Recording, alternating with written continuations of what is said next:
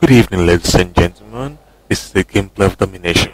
However, today I'll be talking about the Fukushima power plant disaster in Tokyo. Regulators say radioactive water leaking into the oceans.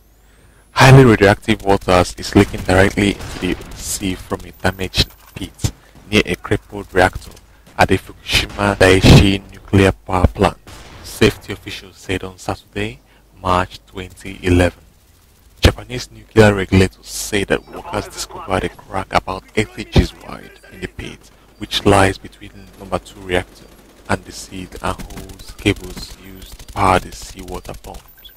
Operators of the plant say that direct air above the water is leaking into the sea at a radiation reading of more than 1000 millisieverts an hour, said Hideyoki Nishiyama, Deputy Director General of the Nuclear and Industrial Safety Agency. Although higher levels of radiation have been detected in the ocean water near the plant, the leaking discovered on Saturday is the first identified direct leaking of such high levels of radiation into the sea.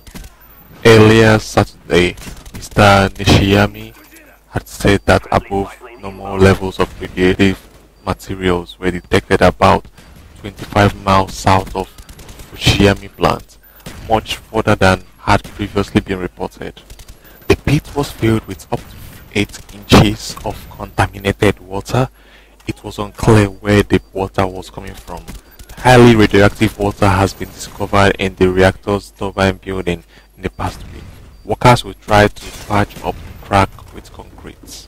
I will now bring forward the status of the nuclear reactor at the Fukushima Daiichi power plant. None of the 6 reactors at the plant have been operated since the earthquake, but explosions have damaged 4 of the buildings, and fuel in the reactors and spent fuel stored in the buildings is in the damage of the melting, releasing radioactive material. Reactor 1. Outer building is damaged and is presumed that there was a partial meltdown. Small amount of radioactivity has been vented and some may have leaked. Operators have had trouble cooling down the reactor. The reactor has 400 fuel assemblies and the spent fuel pool has 292 fuel assemblies. Reactor 2.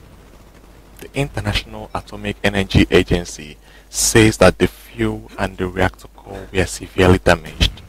The primary containment vessel may have been damaged in an explosion and highly radioactive water has been found near the reactor's turbines.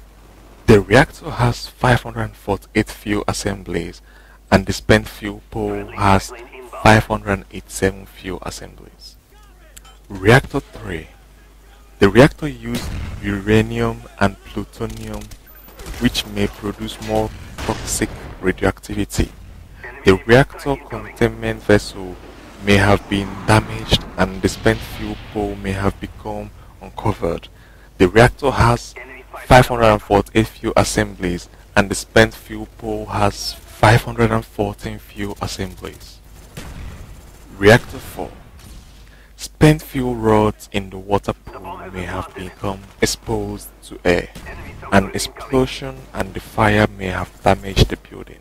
There are no fuel assemblies in the reactor. 548 were removed for maintenance and the part of 1,331 in the spent fuel pool.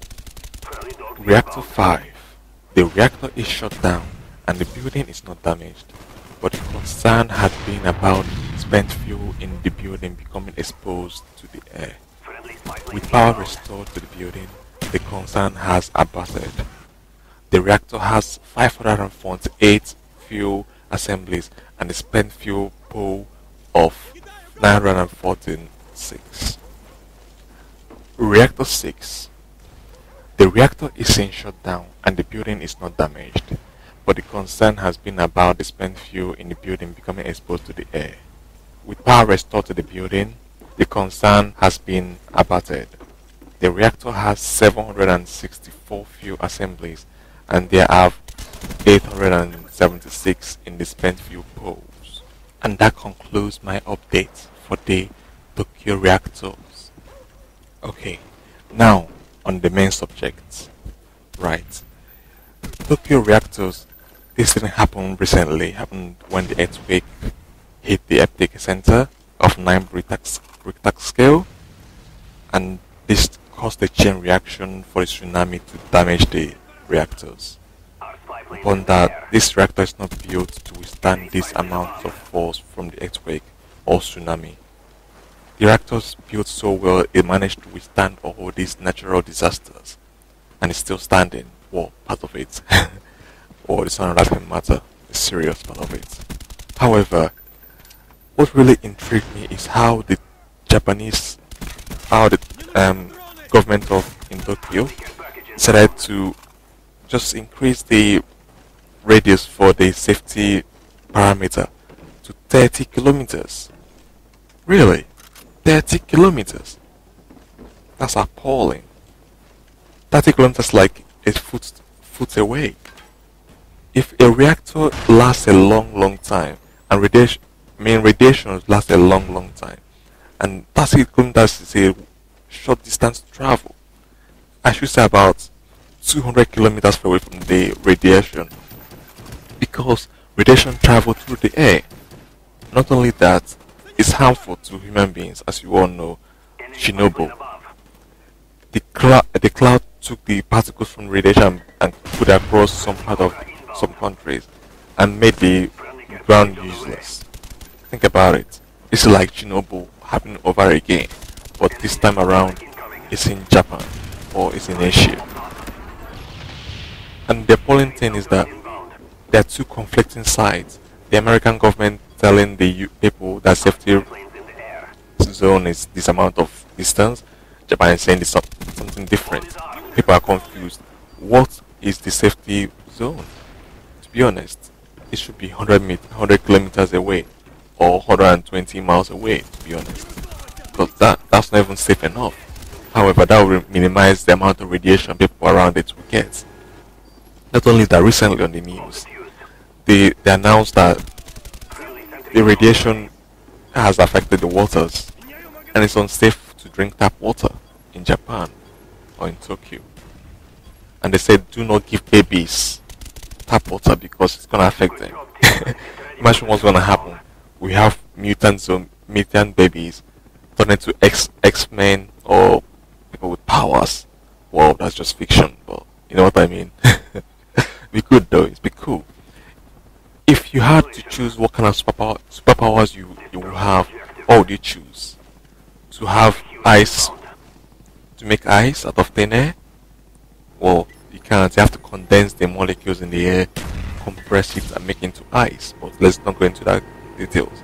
To make ice, like Sub-Zero from Mortal Kombat, or you can have X-ray vision, like Clark Kent in Superman, or you can have super strength, like Clark Kent. But his weakness is Krypton. However, if you have superpowers, what would you choose? Please comment below. What do you choose if you have superpowers? For me, I don't know. What can I choose? I won't choose to fly because I can already fly. I won't choose to have X-ray vision because I can just do a X-ray scan. So it's pointless really. And I won't choose super hearing because I can just take out my device and just increase the sensitivity and I can hear far away. So to be honest, all these superpowers have something already out there, like a gadget you can use to obtain them without having to be mutated with radioactive or space, whatever you call it. Anyway, back to the topic.